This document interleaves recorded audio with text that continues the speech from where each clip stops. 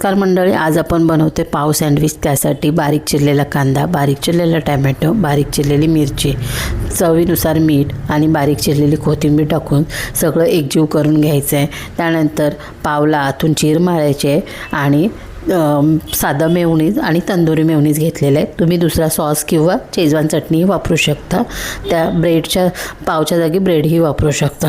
त्यानंतर बनवलेला मसाला भरायचा आहे। त्यामध्ये बनवलेला मसाला ठेवून त्यानंतर चीज टाकायचं आहे। चीज टाकल्याच्या नंतर पाव फोल्ड करून घ्यायचे आहेत। लगेचच गॅसवरती तवा ठेवायचा आहे आणि बटर लावून घ्यायचं आहे।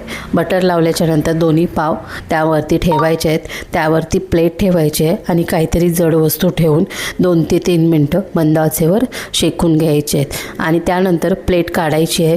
पुन्हा बटर लावायचं आहे आणि पुन्हा पाव पलटी करून 2-3 मिनिटं शेकून घ्यायचे आहेत आणि त्यानंतर प्लेटमध्ये गरमागरम सर्व करायचे आहेत। तुम्हाला कसा वाटला व्हिडिओ?